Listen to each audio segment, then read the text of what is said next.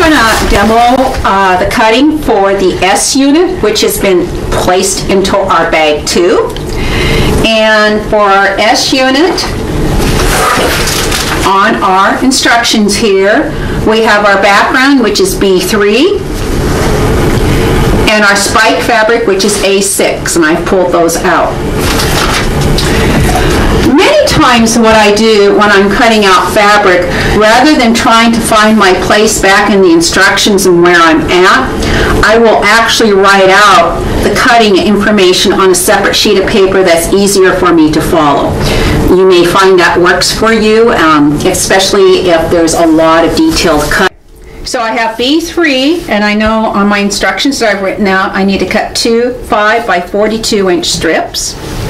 So I'm going to open, take my sticker off, and I'm going to cut, my assistant can help me there, I'm going to cut 2 5 by 42 inch strips, and he's going to hand me the Shape Cutter Plus. Thank you. And I'm going to cut 2 strips here.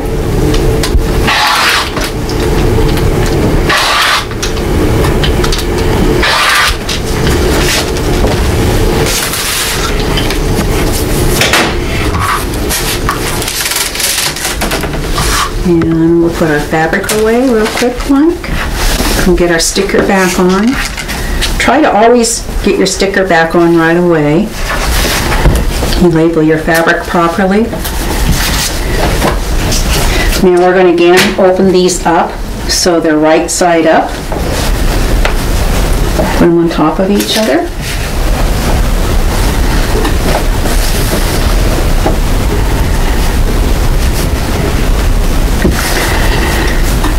And I don't worry about the fold lines in the fabric at this point. Now we need to subcut 8 pieces that are 7.5 by 5. So we'll take our nifty cutter and do 7.5 and 15. And I need 4 slices to get 8 cuts. And it just goes pretty fast this way. 7.5 and 15. Again, we'll take our leftover fabric,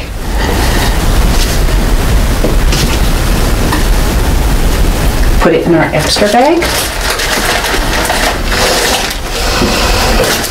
and again, place these on top of each other. They're all right side up. I'm going to have 8 thicknesses of fabric. Go to my bag 2. There's only one template cutout sheet in bag 2, so I know this is it. Again, it's pretty obvious which way you lay it. And I'm going to put some paper clips on here.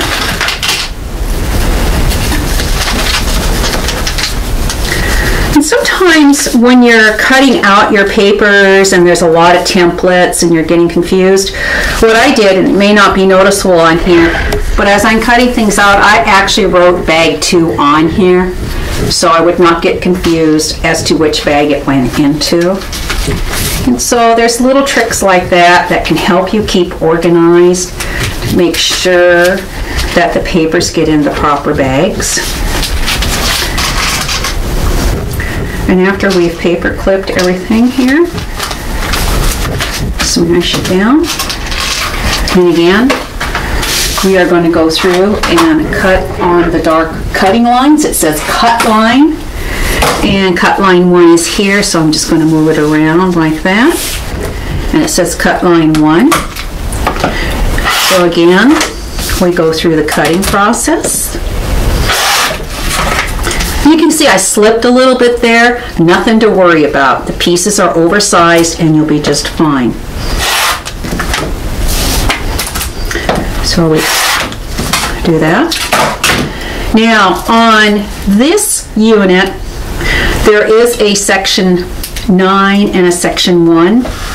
And then all the middle ones are the same in S2. So what I'm going to do is line them up again so that the sew side is on the same side. Section 9, I'm going to put the sew side on this side on the bottom, and section 1, the sew side on top, like this, and paper clip or clamp them together, and they will go into bag 2. The only remaining item for bag 2 now is to cut our spikes, which is fabric A6. And for A6, we need to cut 2 5 by 42 inch strips. So we will quickly do that. A little fold there. And sometimes I glance back to my instructions just to double check. So 2 5 by 42 inch strips. And I'll fold up my fabric again. Put my label back on. My assistant will help there. And we're going to open these up again right side up. Just like this. One on top of the other. Try to line them up as closely as possible. Now I need 32 1.5 inch cuts, which means I need 16 cuts because it's double thickness. And I know, because I counted last night, that I'll get 12 cuts out of one shape cut plus. So I will go through and cut 1.5 inch cuts here. I've done this many times.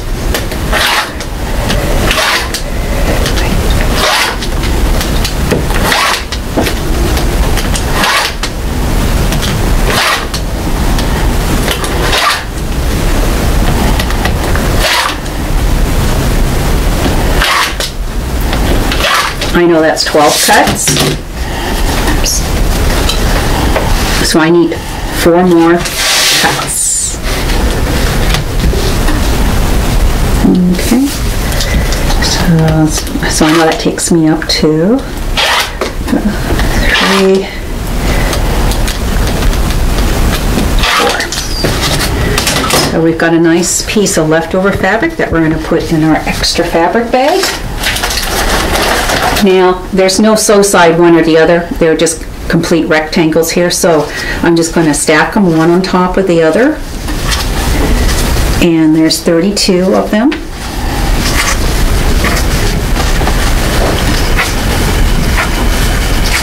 And I'm going to take one of my clamps, clamp it, put it into bag 2. So in summary now, in bag 2, what we have to make bag 2 complete is in the bag we have 8 unit S's that are paper clipped together, keep us organized. We have our background fabric and we have our spikes. This completes bag 2. So between bag 1 and bag 2, we have completed the cutting for technique 1 for the New York Beauty block. You will continue this process each month as you receive your patterns to do technique 2, 3, 4, 5, and 6 on month 6. And you will follow the same process for cutting out your fabrics, labeling, and putting them in your bags. Thank you, Linda. Thank you, Lorraine.